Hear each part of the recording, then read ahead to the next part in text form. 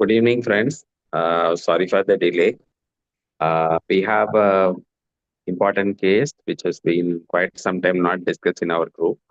Uh, Loin must rather. Kindly contributed by Professor Rajiv Sakai sir from Indira Hospital, New Delhi. And Dr. Nikhil Cheteri will be the postgraduate who is going to present this case. We have a very eminent list of panelists today. We have Professor Subbiya sir, the head of Regional Cancer Center, Chennai, Government Raipata Hospital. He'll be one of our faculty. Professor Anil Herur, again, eminent surgical oncologist from Mumbai. He right now heads the oncology at Fortis Mulund. And we have Dr. Professor Sandeep Pamidi. He is again a very eminent surgical oncologist from Eastern Medical College at Agatia. So, Srikakulam.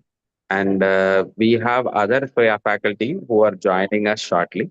And thank you, friends, who have joined us in the YouTube channel also. Friends, I am informed that many of you are giving exams in the upcoming weeks, the general surgery and DNB program PGs. We, on behalf of the faculty, we give our good luck to you for the upcoming exams. With that, now I hand over the presentation to the faculty here. We request the postgraduate Dr. Nikhil to introduce himself, your unit chief, your head of the department, and start your presentation. Faculty, kindly take over. Hello, sir. Am I audible, sir? You are good to go, Nikhil. Good luck to you. Okay, sir. I'm Dr. Nikhil Chattar. I'm currently a postgraduate in the second year resident in the Indira Hospital. And I will be my unit chief is Dr. Arun Sai, and my HOD is Dr. Ratna Chopra. I will be presenting the case of right loin mass. A patient Narendra, 70 years male, hailing from Sarai Rohilla, Delhi. He is a shopkeeper in garment industry by occupation. He comes with the chief complaints of passage of blood in the urine since 7 days. History of presenting illness. Patient was apparently normal 6 months back when he developed weakness and easy fatigability, gradually progressive, limiting daily activities.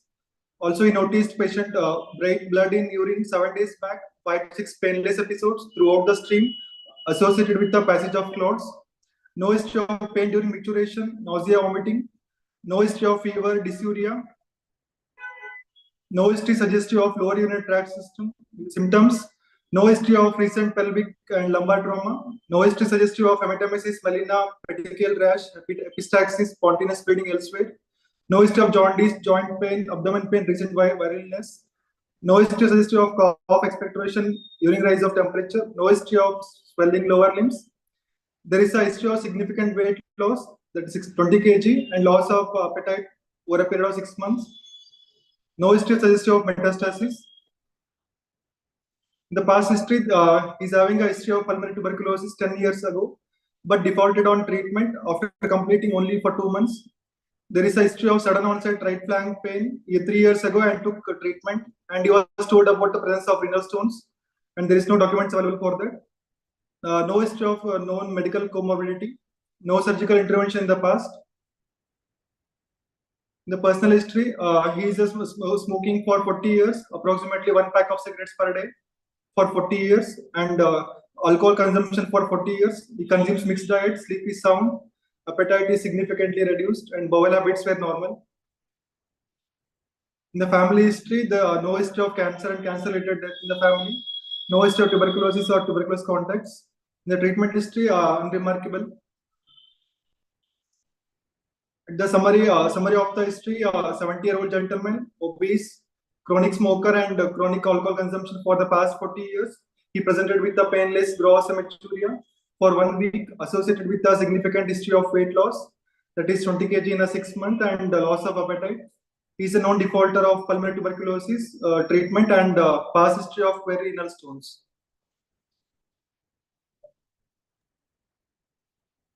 Hello, sir. So, Nikhil. Sir. Good evening, sir. Good evening. So tell me, how sure are you whether it is hematuria? The patient noticed he is passing some bright red color urine, sir. That is not normal. He is telling according to his words, and he is also passing a large amount of clots associated with the urine, and that is painless throughout the episode, sir. He noticed is not something is to be concerned. It's not normal. You mentioned clots in your history. Yes, sir. Passage of clots in the urine. Okay, I may not have caught it because I think you should always mention clots, because otherwise it is just red colored urine. As a patient, you used to tell he used to pass the clots. Few clots he used to pass along with the urines. What is the first thing that comes to your mind? At this age, 70 years male, with a chronic painless gross hematuria for 1 week with weight loss, I will be thinking in terms of malignancy, sir. Most likely vesical malignancy, and he's also giving history of renal stones. I will be thinking it as a cause of renal stones. I will be a second possibility, and he's also a pulmonary tuberculosis defaulter, and I will be thinking maybe in terms of renal tuberculosis. Or it could be any upper urinary tract carcinoma, like renal carcinoma, or it could be source sepsis also. Why vesical malignancy? Because there is a respect for smoking for 40 years, and it is painless gross hematuria. Usually it will be a terminal hematuria, but in this age group, that painless gross hematuria is mostly, I will be thinking in terms of history of weight loss. I will be thinking in terms of bladder malignancies. Can everybody else mute, please?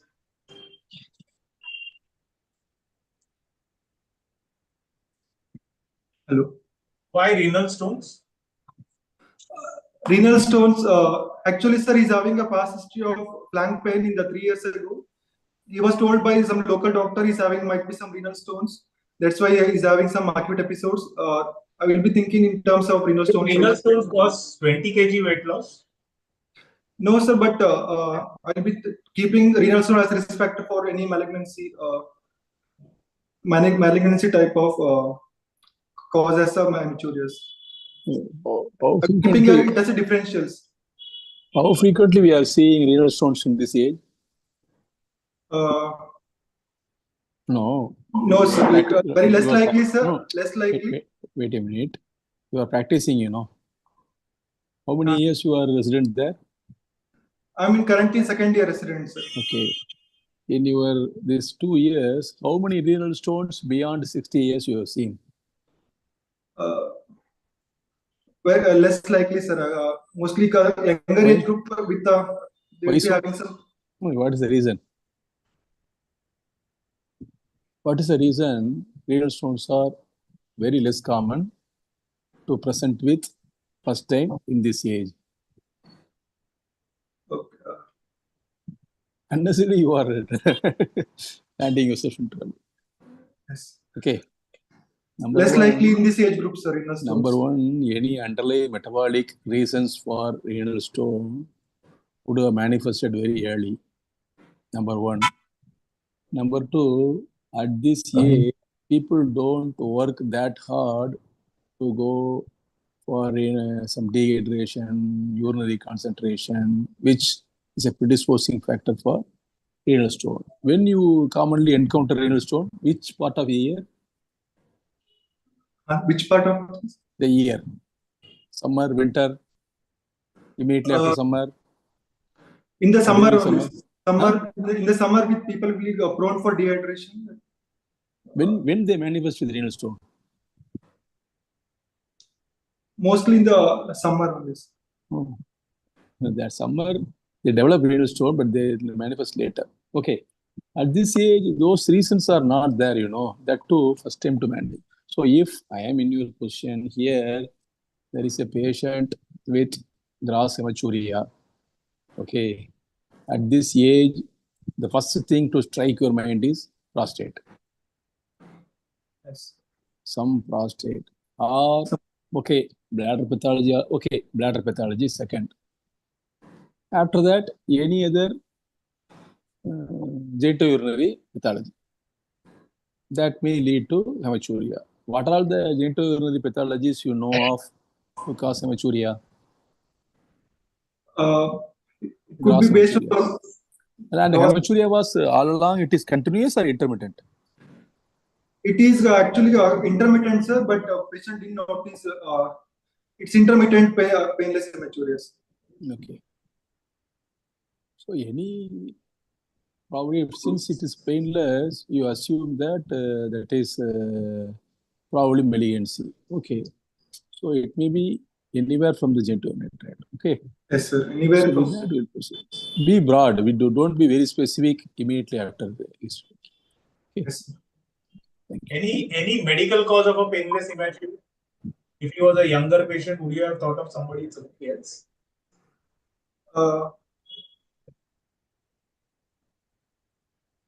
Painless. It could be any medical renal disease like due to glomerulonephritis and IgA nephropathy, vascular. Is painless hematuria?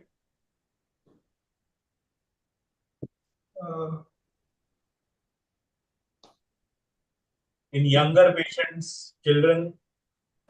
In mostly in Wilms tumor. Not relevant as surgeons, but sickle cell can cause painless hematuria. Yes.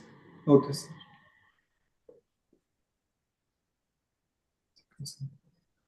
Yeah, Nikhil, the patient is passing clots, yet he's not getting any clot colic. Why?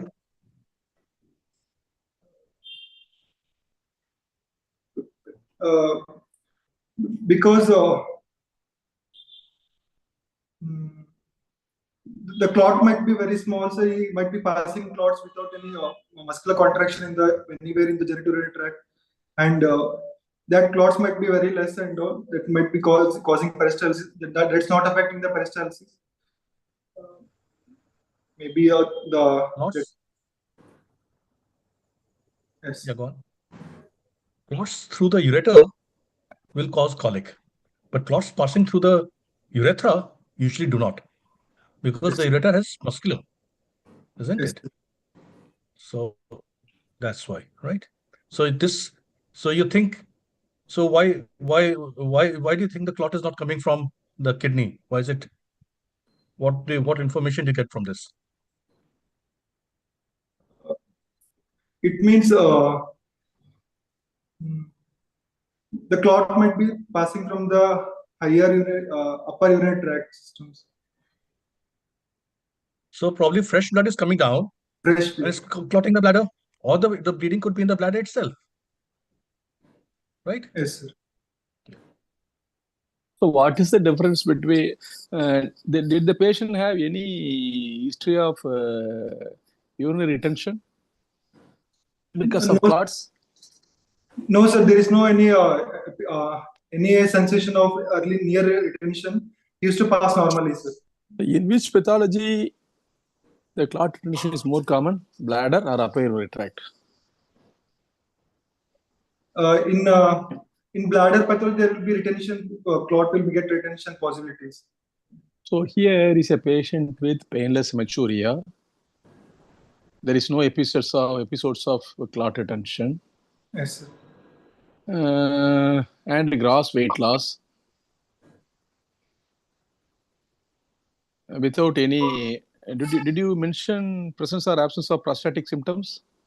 Yes, sir. I mentioned there is no symptoms of LUTS. Okay, so without any, so you can zero in on for upper urinary tract malignancy. Okay, proceed. You can proceed. Proceed further. Okay.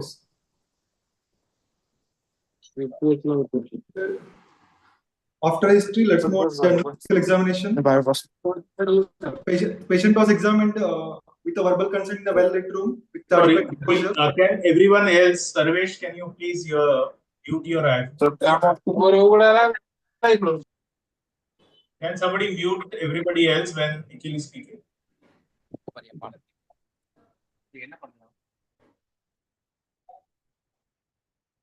Go on, Nikhil, go on. The patient was examined. Examine the patient with a verbal consent in a well-lit room and adequate exposure. Patient is conscious, coherent, cooperative, and oriented to time, place, person, and moderately built and moderately nourished. ECOG performance scale is 1 and Karnofsky performance scale is 80. Weight is 35 kg, height 161 centimeter. BMI. Why do you want to mention both? ECOG and Karnofsky. Why do you want to mention both? Any specific reason? I want to make. I want to assess the patient. I want to assess patient. Any risk stratification for the any further management. My question is, usually we assess the patient with one performance scoring, not with both. And usually we assess with ECOG, not Karnofsky. Why? ECOG is easily understandable, you know. And why you very particularly you have assessed the performance status in both ways, both ECOG and Karnofsky? Any specific reason? No, you know, for completion. Okay, say no. That's yes. Just to maybe just to expose that you know both the scoring system. You have told that. But you need not. You can to say ECOG, and the examiner asks what is the other scoring system. You can mention Karnofsky. Nobody will find fault with you if you are going to tell only ECOG scoring system. Okay. Yes, sir. Sometimes over information will land you in trouble in exams. Okay, continue. And further, weight is 75 kg, height 161 centimeter, BMI 29 kg per meter square. There is a pallor present, no icterus, cyanosis, clubbing, edema, lymphadenopathy present. Pulse rate 90 beats per minute in the right radial artery, normal rhythm and volume, and BP 140 by 90 millimeter mercury in the right arm supine position. Respiratory rates 18 cycles per minute and saturation 95% room air.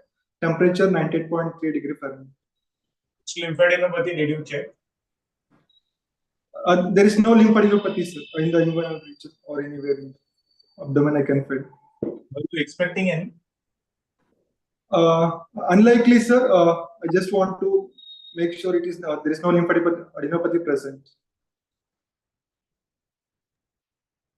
You tell me. Don't tell me that as routine. You tell me what are all the. Okay, there is no positive finding. What are the prominent negative findings you try to elicit? We have almost zeroed in on renal tumor. Okay. The way you are presenting, we are almost zeroing in on renal tumor. So what are all the negative history you want to elicit in a case of renal tumor? Be specific. 1, 2, 3, 4. not jaundice. I don't want to hear. Yes. Can you have jaundice? He can be having jaundice, sir, in case of any metastasis, renal tumor. How many? That is very answer. Metastasis will lead to jaundice, is it? He can be jaundice can No, be. you tell me a condition where some derangement of liver enzymes will be there in kidney cancer. Yes, sir. ELP will be raised in case of. No, what is the condition called? Stauffer syndrome, sir. It Okay. is. Will you have jaundice there? No, sir. Only lab parameters will be altered. Only PTNR will be deranged and ELP will be Actually, liver secondaries leading to jaundice is very rare in kidney cancer. Yes. There will be no jaundice, sir. Only lab parameters will be altered. You tell me the general examination findings you specifically elicit in case of renal cancer. I will be looking for pallor, sir. Pallor will be. Okay, pallor for anemia. Then I will be I will be looking for the scalp, head and neck, for any pathological fractures, any bony pulsar matter. Okay, you will try to elicit whether there are any skeletal secondaries or not. Okay, then I will be looking for the gait of the patient to see any deformity in lower limb pathological fractures. There can be forget about it. After that, bone. Then number one is edema. I will be seeing some pedal edema, pallor. I will be checking in the BP. Why pedal edema? In case of malignancy causing the tumor thrombus obstruction in the IVC, they will lead to the. So IVC thrombus may lead to edema. Okay, pedal edema or varicosity of veins, which is more common. Edema will be more common. Varicosity it can be present. Okay, then, edema will be most common. Then what else? And I will be looking for the deformity of the patient. Can you have clubbing in renal cancer? It can be there. Smoking history is there, sir. Clubbing can be there associated with other. Like that. You specifically, if you mention the relevant negative history, it will be more useful. Okay, you can proceed. Others can proceed. You can proceed. Proceed with presentation. Let's move on to local regional examination. He is a patient with in the standing position with adequate exposure. Inspection: abdomen is protuberant, umbilicus is normal, no dilated veins, no scar marks, all quadrant move relatively equal with respiration, right flank fullness present, right renal angle fullness present, external genitalia are normal with circumcised penis, anal orifices are normal.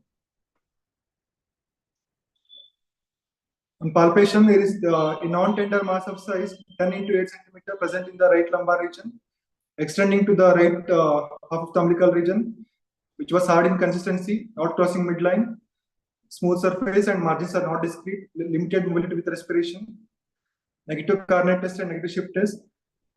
Mass is biminor palpable and non-palatable, no other organomegaly noted, no cuff impulse over hernial site and scrotum, no change in the size of the lump after micturition, no palpable varicocele. On percussion, there is a resonant note over the mass present, dullness over the right renal angle, no evidence of free fluid in the abdomen. Auscultation, normal bowel sounds are heard, no other added sounds. Bilateral inguinal region is normal with no varicocele. Bilateral lower limb normal with no pedal edema. On DRE, normal tone and mucosa, no prostatomegaly. So, Nikhil, which is the mass which reduces in size on micturition? What are the masses that reduces in size in this age?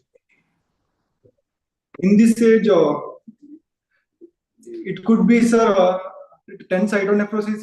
It could be in interstitial, or it could be any fecal. Old age will be having constipation problem, fecal impaction, any worms in on micturition.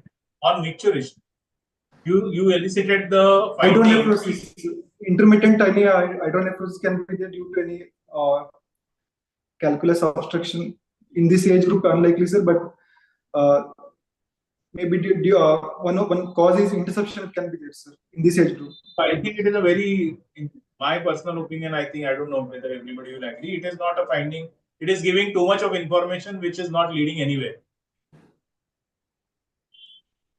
Be careful when you are giving this kind of information. No, there is nothing at this age group which can cause this thing. What is the cause of varicocele? Very standard question. In this case, there is no varicocele, but sometimes the lump can be invading the renal vein and IVC that may cause the obstruction, the drainage of the testicular vein that might be resulting in the varicoceles. Okay.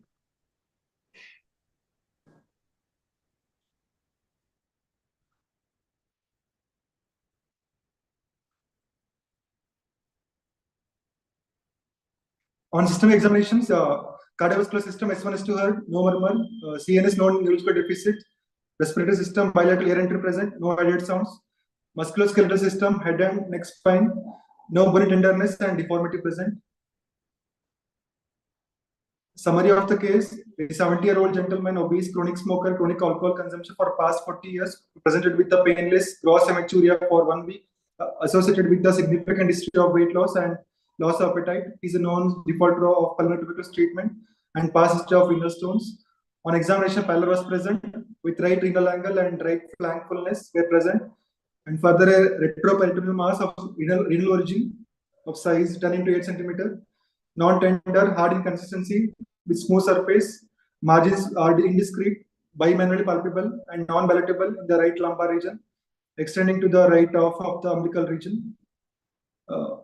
My provisional diagnosis is right renal mass, likely neoplastic etiology, with C, T2, NX, MX clinical stage, TNM stages. Why retroperitoneal?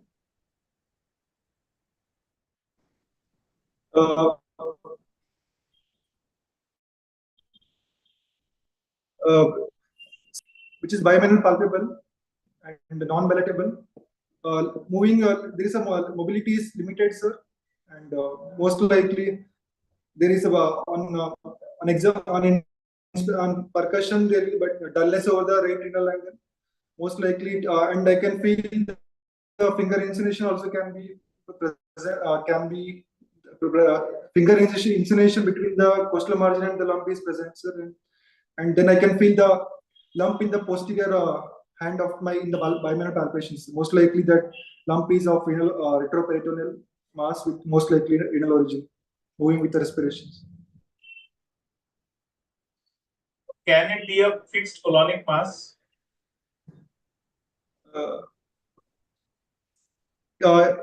In history, sir, there is no. If you don't consider the history, if you don't consider the history of just the palpation findings, can it be a fixed?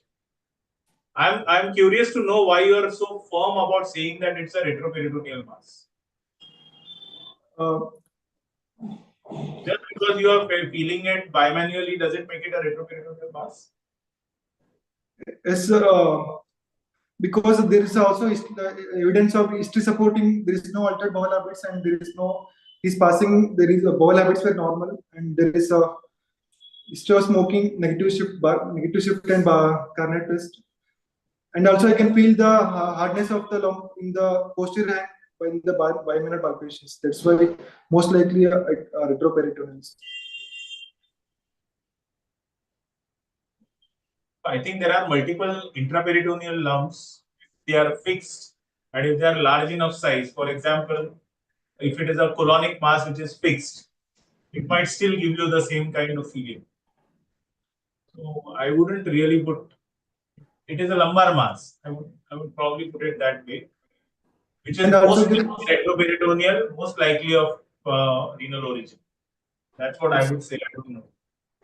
Also, he is complaining of hematuria, sir, most likely towards the genitourinary tract system rather than the colonic system.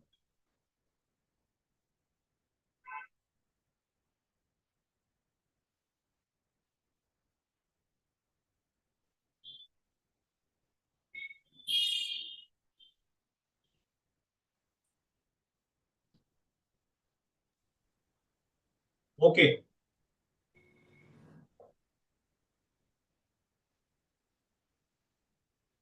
And also the margins are indiscrete, sir. I cannot exactly palpate the borders and margin. Just assuming the fact retroperitoneal region is very compacted region with these borders cannot be exactly palpable. In case of colonic mass, there is we can palpate all the borders with we can appreciate all the margins. In this case, the margins and borders were irregular and indiscrete. That's why it's most likely towards retroperitoneal mass, likely with a history and examination, and also correlation with the symptoms and most likely a retroperitoneal mass with renal origin. I think if you use the word most likely, it will be better. That is my opinion. Don't be firm on the fact that it's this thing. It gives an feeling that you know the diagnosis, and that's why you are so sure. You can go ahead. And also, actually, the patient is also having risk factors like obese patient, hypertension, and newly diagnosed, and also he's a chronic smoker, painless amateur. Most likely, I will be thinking in terms of the genitourinary tract on this. I'm saying this is a pancreatic tail malignancy infiltrating the renal pelvis. It could be possible, sir, a rare pancreatic cyst infiltrating that renal vessels, but it's very unlikely that in that case we should go for the imaging techniques for confirmation. That is why you don't be very firm on the fact that you are calling it a retroperitoneal mass of renal origin.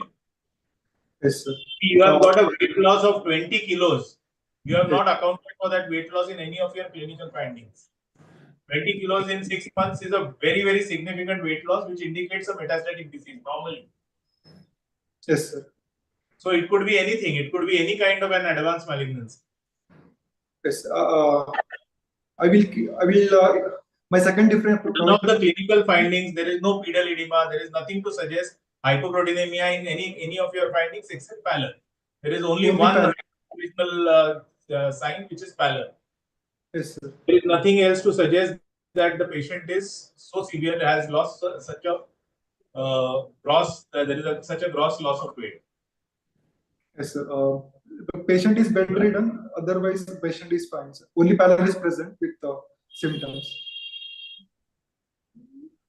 Can the patient with renal tumor have weight loss? Yes, sir. Patient due to the malignancy, due to No. My question is, yes. Can the patient with renal tumor have weight loss? Yes, sir. Yes, patient with renal tumors can be having weight loss. No, I tell you, renal tumor is called as internist tumor. Okay. Why it is called internist tumor?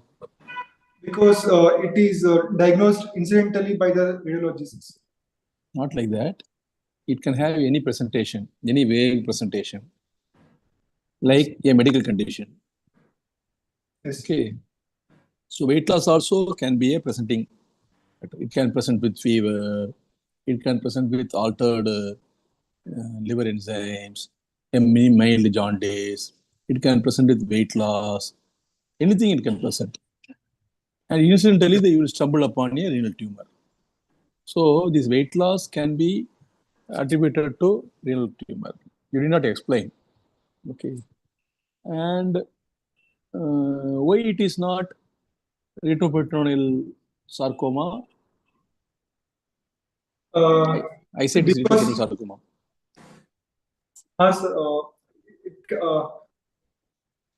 Because the mass is kindly moving relatively with respiration. Because in retroperitoneal sarcoma, any huge abdominal mass will move with respiration.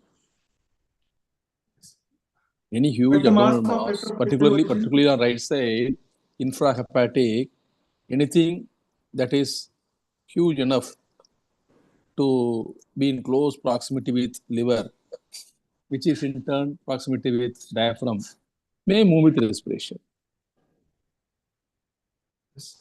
Except for this hematuria, what is the other factor that makes you to think that it is not retroperitoneal sarcoma? The mass is crossing midline, sir. Okay, Retroperitoneal mass will be crossing. it is not crossing midline. That is okay, but retroperitoneal sarcoma also may not cross midline, you know. So if you forget about this, Usually it will be slow growing and what? Repeat again. Yes, Your retroperitoneal. voice, I don't know whether it is for me or not. I don't know. Your voice is not clear. Tell me.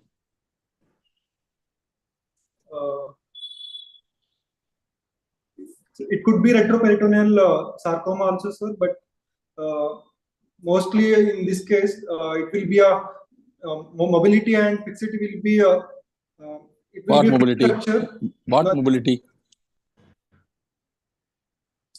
Retroperitoneal sarcoma is fixed structure, sir, not mobile and crossing midline, and we cannot make out You the cannot discrete say. margins. You cannot. So I say it is a gist arising from duodenum. Gastrointestinal tumor arising from duodenum. Yes, sir. But he is having no complaints of any altered bowel habits. Not necessarily. A gist gastrointestinal stromal tumor, which is exophatic, need not have gastrointestinal tumor symptoms. Yes. But the GIST are usually diagnosed via imaging techniques, but clinically we cannot make the diagnosis GIST. No. This can present with abdominal mass, you know. Yes. Okay, keep everything. So see if the patient is not presenting with hematuria, you should have definitely a differential diagnosis like retroperitoneal sarcoma. As someone else pointed out, huge growth arising from ascending colon. Like that, you should have some differential diagnosis. Fortunately for you, this patient is presented with hematuria. What is Yes. the classical triad of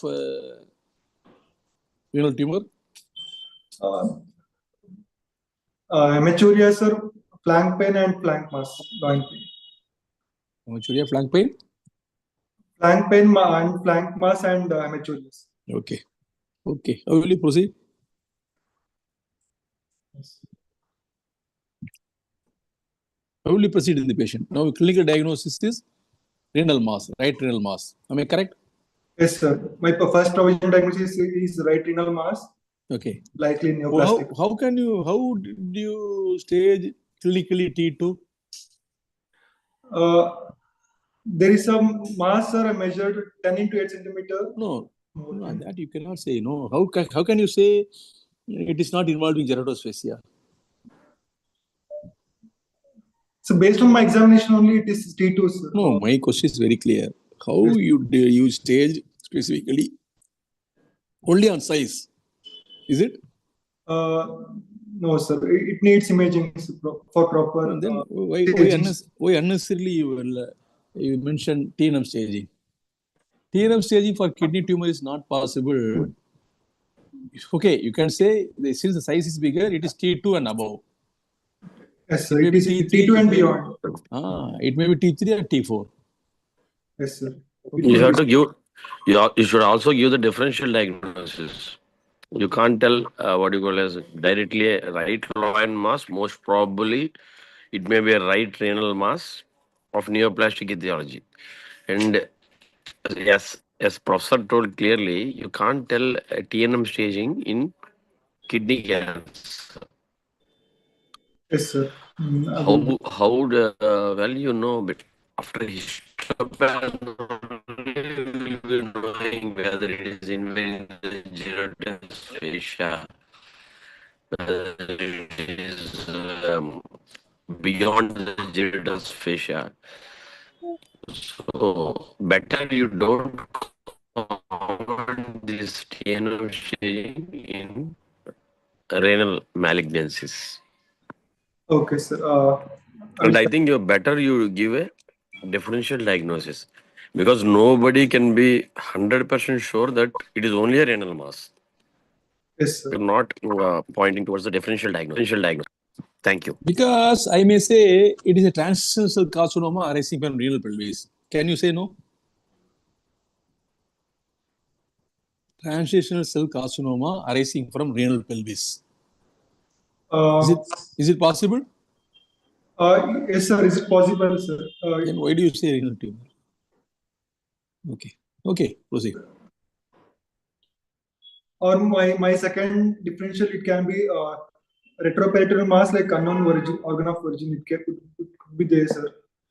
I will just confirm my diagnosis with the imaging.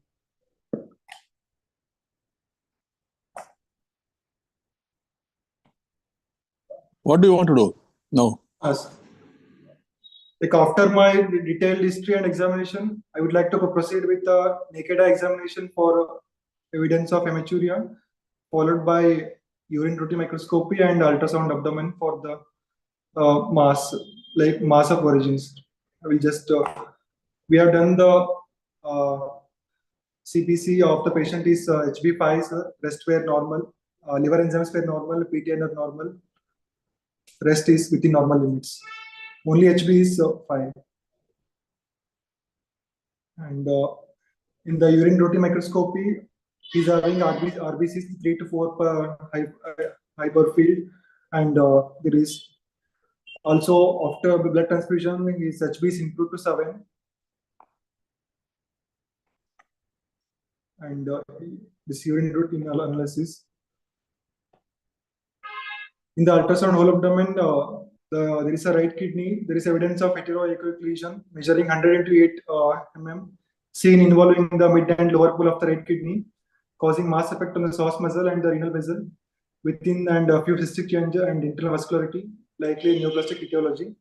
And in the bladder, few fine internal echoes were noted in the bladder.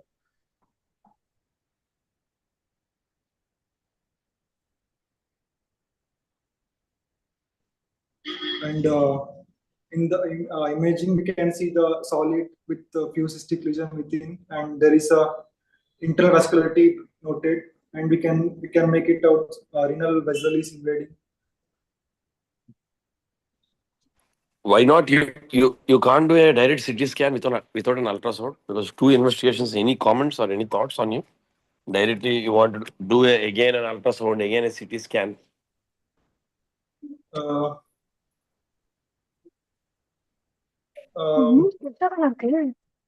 Anyways, you have seen a large, huge mass, which Yes, is sir, we could have 10 centimeters.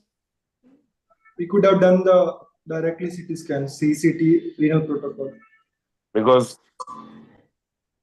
yeah, that is a better option rather than doing a double imaging, because you have to tell again USG again. Better you can do a direct. Which scan you'll do? Which scan you'll do? CCT whole abdomen is renal protocol, sir. Yeah. What is renal protocol, sir? In that, we'll be taking the very slice will be very thin slice will be taking with the arterial phase with taking the more of 120 seconds in the arterial phase. We'll be making sure vessels, all those contrast will be taken with the renal vessels, mostly renal protocols. I'm actually not very sure about the renal protocols. Okay. And what you will see in the CT scan? What you will see in the CT scan?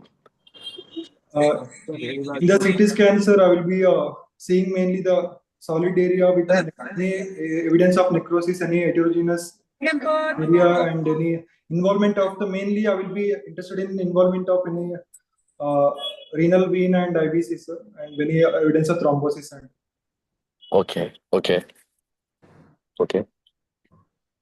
And we have done the CCT, sir, and it was suggesting there is a large diffusely enlarged right kidney with ill-defined and irregular marginated space occupying lesion with internal necrotic area arising from the mid and lower pole of the right kidney, exhibiting heterogeneous enhancement on post-contrast studies, measuring 11 into 10 into 7.5 centimeter. There is associated extensive standings in the adjoining peri and pararenal fascia. Right renal pelvis is extrinsically compressed, otherwise appearing unremarkable with no significant irritation of underlying pelvic Ellison system. It is causing mass effect in the form of effacement over the inferior surface of liver and adjacent bowel loops, most likely indicating the neoplastic disease as a diagnostic possibility. There is a mild prostatomegaly also. Also, we have done the PET CT. We can this. No. CT scan. Did you comment about opposite kidney? Other kidneys. Did you comment? Other kidneys normal, sir, within normal. No. Did you comment? I am asking. I didn't get that questions. No, am I audible? Sari is asking whether you have commented on the status of the opposite kidney. Sari, what is its importance? What is its importance? Sari is asking particularly. In the opposite kidney, if there is any similar complaints, similar findings in the opposite kidney, I will be thinking in terms of familial masses, sir. Familial syndromes, any genetic associations can be. What is the age? What is the age? Age is 70, sir, more unlikely. So in 70 years old, you are suspecting familial bilateral kidney mass, is it?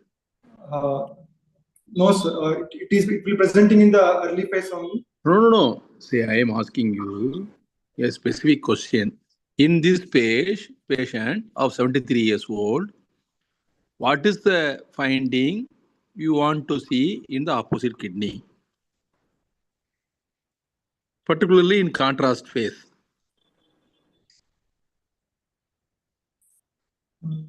Can you assess whether the opposite kidney is functioning or not? Yes, functioning of the kidney should be noted, sir. Huh? Function of the kidney should be evaluated.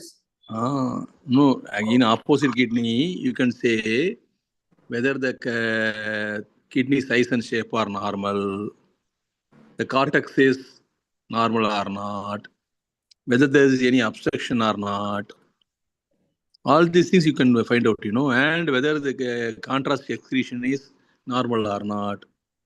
Everything you can find out, Yes, sir. I don't say CT scan contrast CT scan can replace split renal function, but you can see a lot of things in opposite kidney. So in renal cancer, where one of the treatment modality, the main treatment modality is surgery, that is removal of kidney, definitely you should not proceed without mentioning about opposite kidney.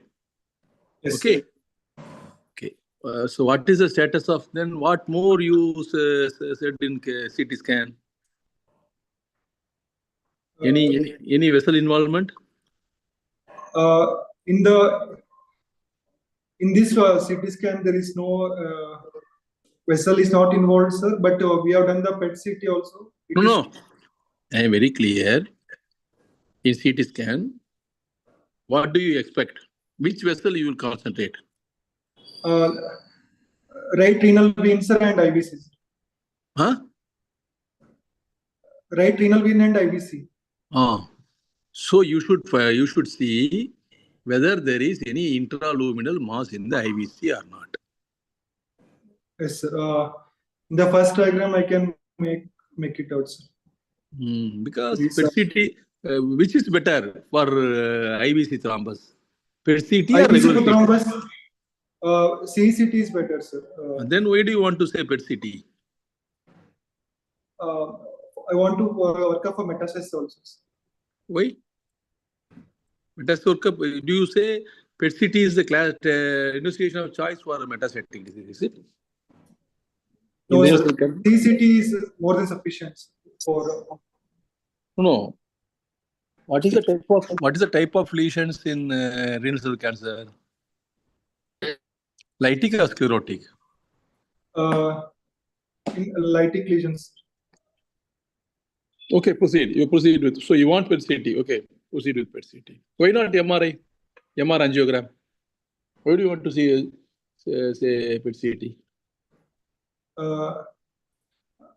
I want to know, sir, whether the tumor is invading vessels. Vessels will be dominantly pick up. sir. What no, that can be seen in MR angiogram, you know, or CT angiogram. CT, yes, sir. Why do you want to see PET-CT? Okay, PET-CT will rule out metastasis. Metastasis. Okay, what are the findings in PET-CT? Findings just shows.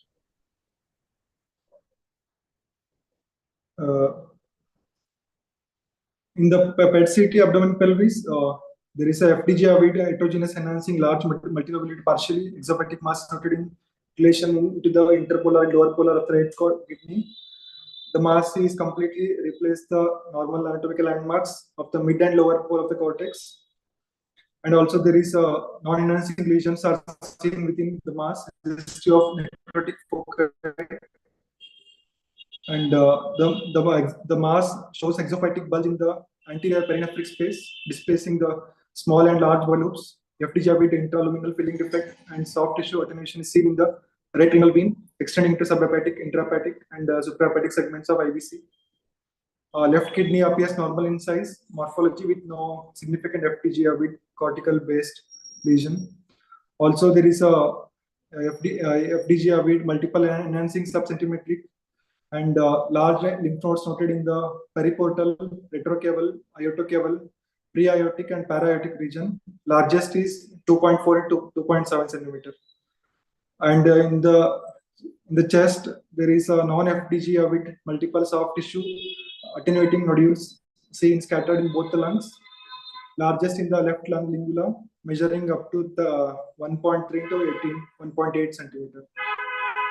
Finding suggestive of primary neoplastic right renal mass with metabolic active multiple retroperitoneal lymph nodes, bilateral lung nodules, suggestive of metastatic disease, and no evidence of the metabolic disease in the rest of the body.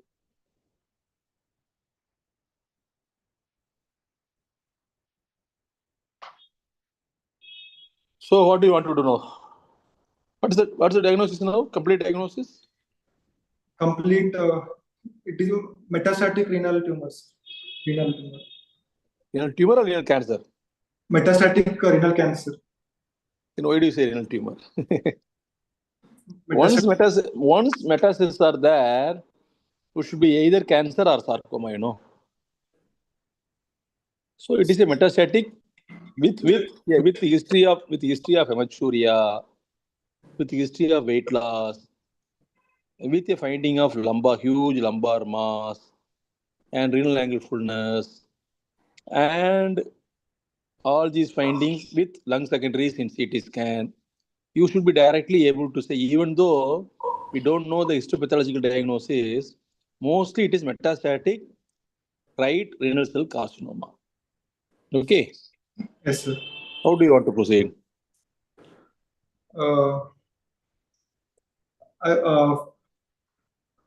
After I make the diagnosis of metastatic renal cancer, I will suggest the patient for the options he is having. In this case, surgery is the main choice. With adjuvant immunotherapy can be started. We can be offering the surgery. No. Where is the metastasis? In the lungs, sir, bilateral lung. Then why do you say surgery? We'll start with the systemic therapy, sir.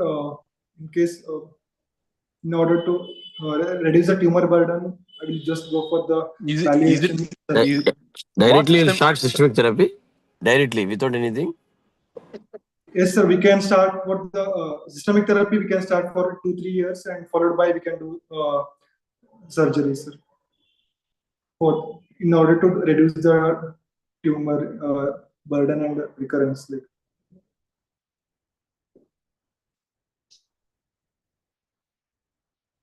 We'll start with the. His question is very clear. With PET-CT and CT scan, can you directly start systemic therapy without doing any further investigation?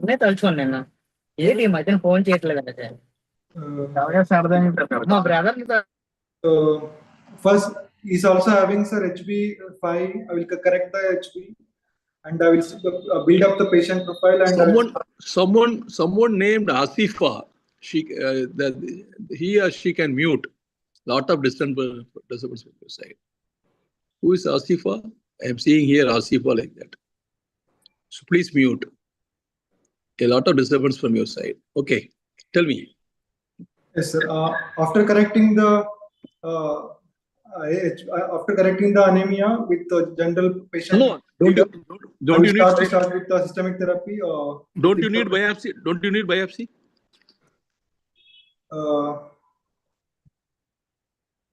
Biopsy. I said already. You cannot say it is not a renal transitional carcinoma of renal pelvis. Yes, sir. Transitional carcinoma of renal pelvis also can lead to IVC thrombus, can lead to lymphadenopathy, can lead to lung secondaries. Is Yes, it? Then why do you want to? Then it is your immunotherapy or targeted therapy is not effective in transitional carcinoma. Yes, sir. So why don't you say biopsy before proceeding with systemic treatment?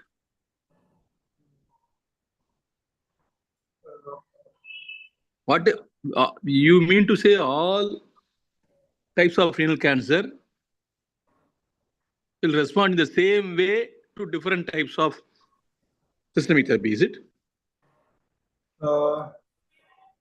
The evidence is not clear cell, papillary. All types will respond the same way to all types of systemic treatment, is it? No, sir. All some variants will be responding differently with all the biological behaviors differently. I will just What are the pathological subtypes of renal cancer? Subtypes, sir. Most commonly it is papillary chromophobe clear cell and papillary and collecting that types, sir. These 5 types can be there. Subtypes, okay. Most common variants in the histopathological biopsy. Okay, you have done biopsy. It says clear cell type of renal cell carcinoma metastatic. What is your next procedure?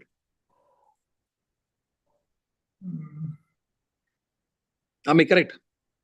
Am I clear? Yes, sir. It is you have done biopsy. Yes, sir.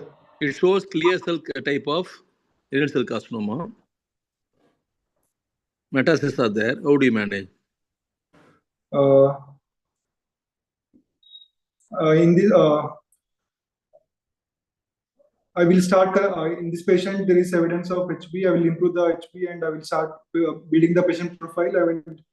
I would like to start with the immunotherapy, VEGF inhibitors and PD-11 immune checkpoint inhibitors for 2-3 years, and followed by I will 2-3 years. Yes. No, are you sure that this patient will live for 2-3 years with lung secondaries? How are you sure that this patient is going to live 73 years old gentleman with metastatic renal cell carcinoma? How are you sure that he will live for 2-3 years? Less likely, sir. Life expectancy will be very less. Then why do you say you treat the patient systemically with 2-3 years? I will go with the palliation therapies, support treatment. Okay. So what are the types of options available for metastatic kidney cancer?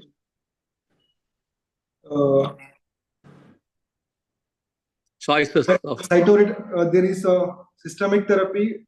There can be immunotherapy. There will be radical nephrectomy with lymphadenectomy with metastatectomy can be done, or else if there is a good patient profile and good biological behavior of the tumor and clear. How many metastases? There are multiple lymphometastases, sir, with the maximum size of 2.4 into 2.7 centimeter. No, then why do you say metasectomy? Because lymph node also enlarged, sir. If it is enlarged, we should be removing that lymph node also. You are confusing me. What is the role of surgery in a patient with renal cell carcinoma with multiple liver secondaries?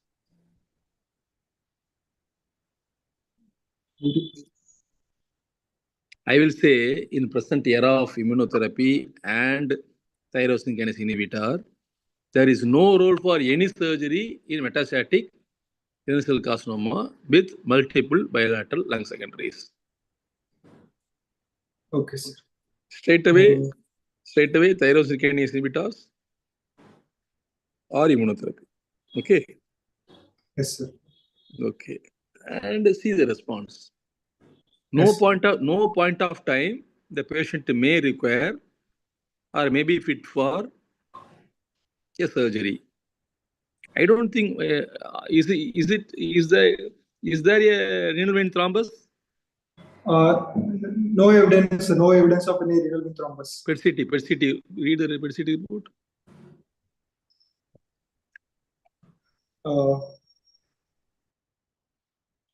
And the mass shows exophytic bulging in the anterior perinephric space, displacing the small and large bowel lobes. FTG avoid intraluminal filling defect, and soft tissue attenuation is seen in the right renal vein, extending into the subhepatic, intrahepatic, suprahepatic segments of IVs. Then what is that? There is no evidence of thrombus, sir. Right. Just now you are yes, sir, intraluminal filling defect. Huh? No, is there a thrombus or not? It is the thrombus is there, sir. There is filling defect is there. Huh? Thrombus is there, sir. Intraluminal filling defect. Then why do you say it is not thrombus? Yes, sir. Thrombus is there, sir. Then how can you operate? Yes, sir. It will become unresectable. Here is a patient with right renal cancer and IVC thrombus extending up to suprahepatic IVC, Suprahepatic segments. which may require cardiac bypass. Cardiopulmonary bypass. 73 years old. Multiple lung secondaries. Why do you mention surgery?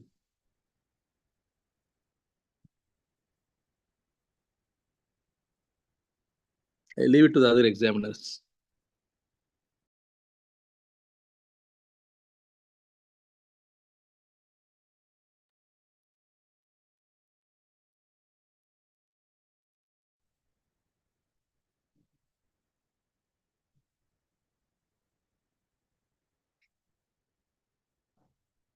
Hello.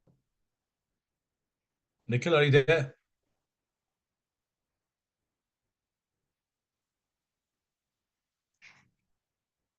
Hello. I think we've lost him.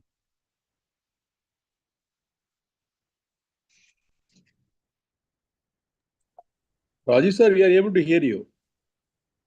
I don't know about the candidate. We are able to hear you.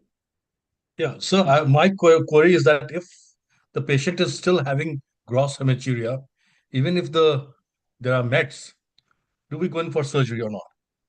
This patient, no, because he is having venous thrombus. Rather, I will go for angiography and embolization. Right. Angiography and some sort of embolization. intervention. Angiography and embolization we may attempt if the tyrosine kinase inhibitor or immunotherapy are not going to work. Because I cannot remove the thrombus, and while attempting removal of kidney, I may cause embolization. The thrombus to release. Patient may go for massive pulmonary embolism. So I will not intervene surgically. The maximum I will do is angiography and embolization if the bleeding is very severe. Kanavel sir? Good evening, sir. I've been listening to you.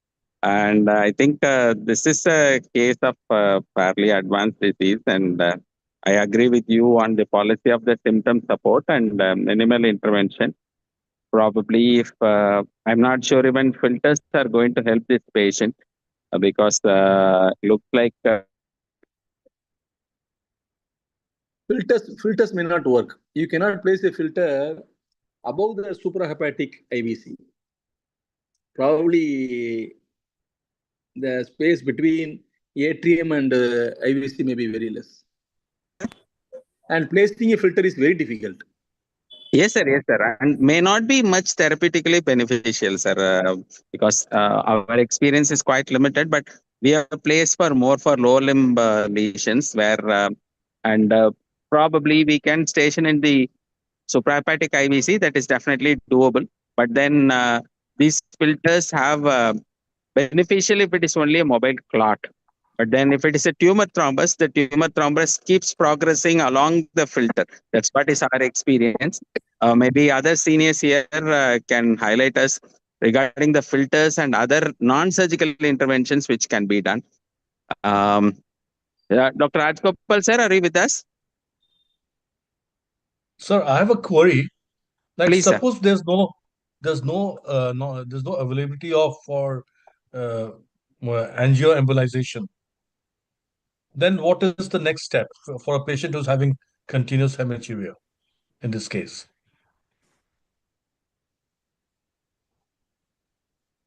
Sir, let me tell you something.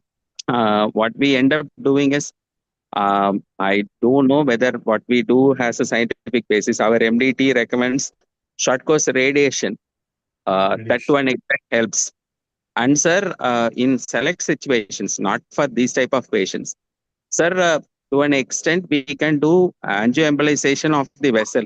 Sir, but tumor is very intelligent, sir. They are not limited to one vessel, at least for these type of advanced tumors. Maybe Chennai sir or Subbiah sir can help us to understand, is there a role for angio intervention for the sake of hematuria? Because tumor coiling can be done because we do that for liver tumors, but I have not done for renal tumors as such. Maybe seniors here can help us to understand this better, sir. Chennai sir, please.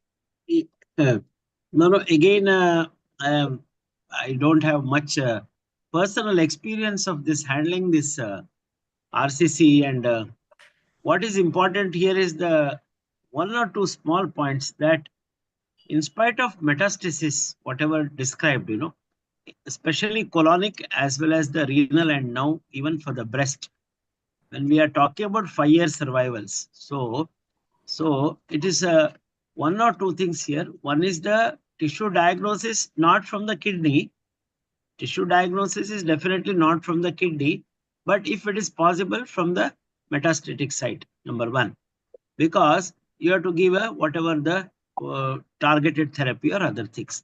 So inferior vena cava thrombus up to the right atrium, it is possible to remove, but obviously it is a very major procedure in the sense, if necessarily under the bypass, actually speaking, but tumor embolization, bleeding control, I have no ideas, especially for this type of cases.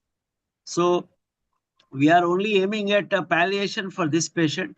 You have to look after his 72 years of age, and probably the eco criteria and all that thing we have to meet with that, and then best palliation. That's what we can think.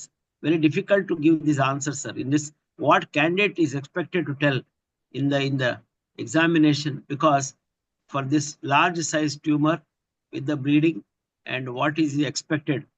So, but just because inferior vena cava thrombosis is there, it is, we can still go and take out that, because RCC is known to spread like that only, into the vena cava. So that's all. Nothing much I can. No, sir, because there's already meds, can't we just go and remove the Sir, kidney, sir, which Rajesh, sir, causes what is the hematuria? tube board opinion or the MDT opinion, sir? Can't we just go for a nephrectomy for hematuria and then go on with targeted therapy? Okay, sir.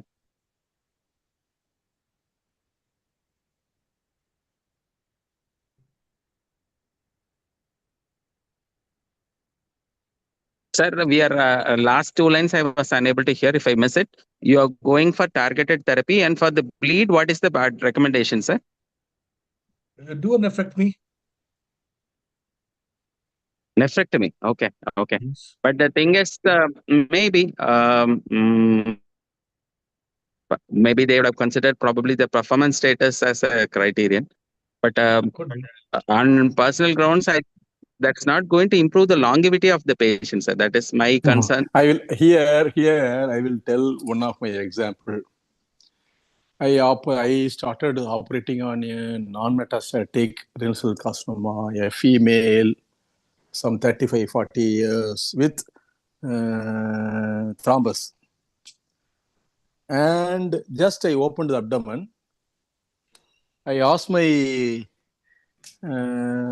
assistant to retract the liver. Unfortunately, he forcefully used the, I don't know, it is because of him or not, I don't know. He retracted the liver.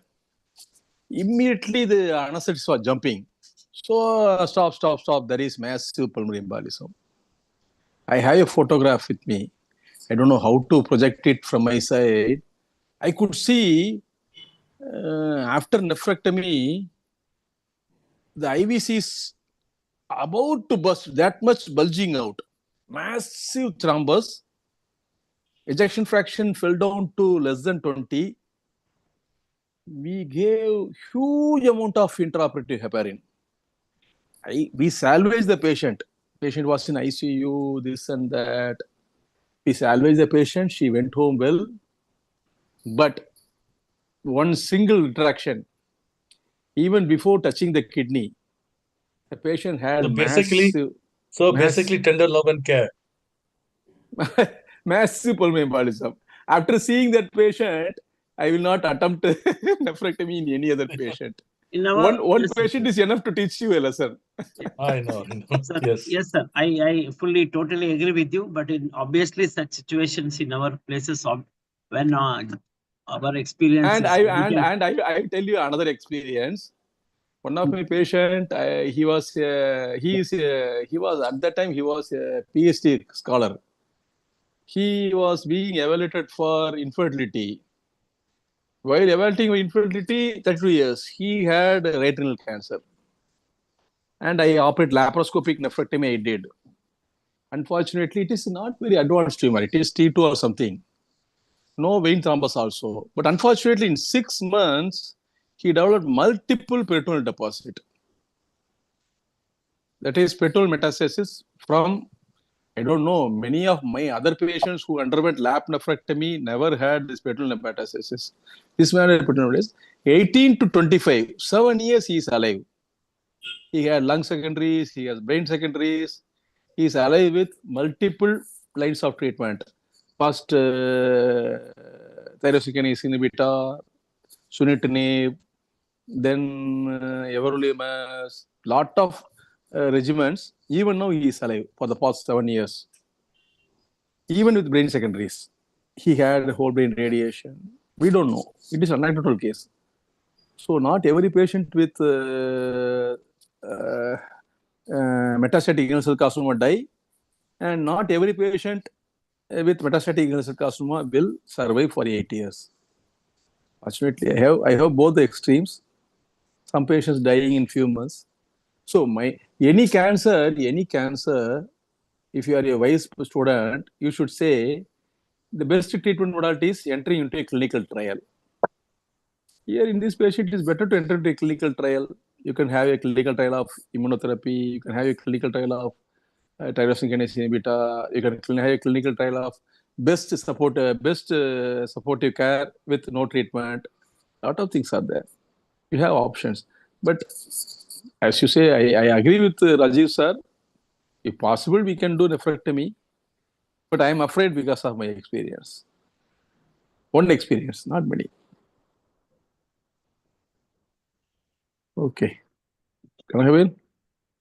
Sir, I think candidate Nikhil, do you have any doubts to be clarified here? I thank Dr. Rajiv sir for bringing in a very contentious cases, but then this definitely has highlighted so many points, exam points, and So many exam issues have been clarified by the senior colleagues here. Nikhil Chiteri, do you have any doubts or questions to be clarified with the examiners here? I think Nikhil's signal. Hello, sir. Hello. Yes, Nikhil. Anything else, ma? Sir, can we comment on mobility and fixity of the retroperitoneal mass? Come again, ma. Repeat the question. Slowly repeat. Like mobility and fixity of the mass to the surrounding tissue in the retroperitoneal mass region. Can we able to appreciate, or we cannot able to comment on those mobility and fixity in the retroperitoneal mass? Let me tell you something. Sorry, here I was not there in the initial discussion. When the mass is bimanually palpable and barometrable, as I understand, please do not tell it as a retroperitoneal mass. Okay, because by and large, when you talk about retroperitoneum, we don't include the renal. What I am trying to tell is by and large, I said renal is renal. It is separately characteristic. Retroperitoneum is something where you know that spaces. If you look at the spaces, hematoma, all that happens in the retroperitoneal zones, you see the renal is separate. Even though retroperitoneal sarcoma, liposarcoma, most of the time may arise from the perirenal pad of fat only. In spite of that, generally, very large tumors, when they grow, there is hardly any mobility. When it is occupying in the flank, especially kidney, obviously tend to go behind because it has a space behind. Whereas these people, these retroperitoneal tumors, which are occupying the central zones and all that thing, they grow more anteriorly because there's no space for them to go to the sides. So, in other words, when we generally talk about retroperitoneum, it is different. When you read retroperitoneal tumors, you don't find renal cell carcinoma or all the transition cell and all. You understand, no? Yes, sir. This is what is my understanding. Okay. Okay. So, other faculty, would you like to give any of your closing comments before we call the session a close? So Sir, one more doubt, sir. What could have been done to this patient? Currently, we are giving supportive treatment, sir. With we are correcting the anemia, and this supportive treatment we are giving now currently. Like what could have been done? Nikhil, I say you put up this in the MDT. Whatever the MDT agrees, you discuss the risk factors with the family members and respect the decision of the family, because definitely we are going to fight a losing battle. But at the same time, comfort level of the patient and symptom relief of the patient is the ultimate goal for this patient care. So MDT, infrastructure availability, patients affordability for high-end intervention, image-guided interventions, and then targeted therapies are not very economical unless there is some scheme or insurance. Targeted therapy, at least a couple of my patients who are getting for colorectal cancers, they spend about 40,000-50,000 rupees per therapy. So, and there is no end for these therapies. You don't wait for 4 cycles or 5 cycles. There are people who are consuming for 2 years, 3 years, as long as the disease is under control. As sir was suggesting, even in metastatic disease, many times we have a halt of disease. We don't look upon cure, but we have reasonable quality of life, and then the disease continue to remain static. So that becomes a challenge for the people who have. Even the affordable people find difficult when they go for these specialized MAP therapies, and we are sort of stuck between the thing. So my recommendation as of things will be MDT, decision to be conveyed with the family members, discuss about the pros and cons of the whatever interventional therapy what you're going to do, and then please go by the pulse of the family members judiciously. That should be the right approach. Maybe others can give your opinion, sir. Subhaya sir or Chahai sir, whatever. No, what is the hemoglobin here? 5, sir. At the time of presentation, is having 5. After 2 blood transfusion, we improved to 7. Okay. So here it is painless hematuria anyhow. Patient is not having pain. Patient is not having any clot retention. Hematuria, he is little alarmed because of hematuria. So reassure the patient, and you said performance status is good, Good, sir. PS1. So you can transfuse few units of blood, and you can start on tyrosine kinase inhibitors that are not very costly. Erlotinib or sunitinib itself is now per month it comes less than 10,000. So you can start on sunitinib. Okay, And sir. give it a try. So Okay, could you assess the candidate, please, and tell him how could he have improved himself? Sir? Raji sir?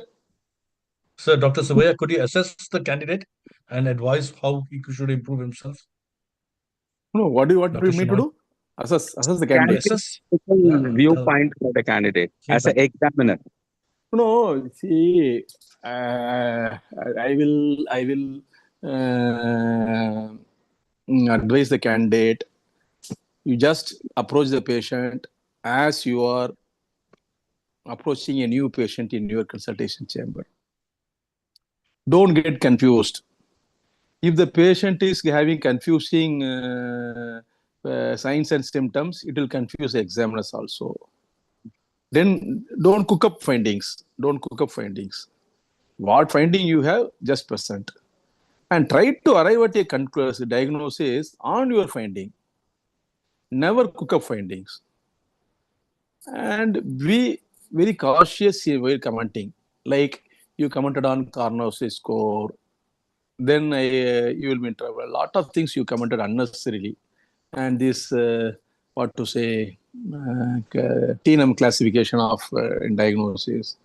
When asked, you can do. If the examiner asks you, how will you stage kidney cancer, then you can say TNM staging 1, T1, T2, to everything. But leave some questions to be asked for the examiner. Don't try to answer everything, which is not necessary. Approach very cautiously and think. And please be updated about what is the latest recommendations for any disease. Nowadays, no one recommends debulking surgery before. In the era of Elliot was there. Now in the era of tyrosine kinase inhibitor, there is no role for debulking nephrectomy. So update yourself. After all, we are bothered about how safe the patient is in your hands. That's all. Be casual and careful. How to combine both, I don't know. Okay, sir. You should not be very tensed up. You should be casual. At the same time, you should be careful also. Am I correct, Rajesh sir? Definitely so. That's what I say. That you should not mention everything about everything.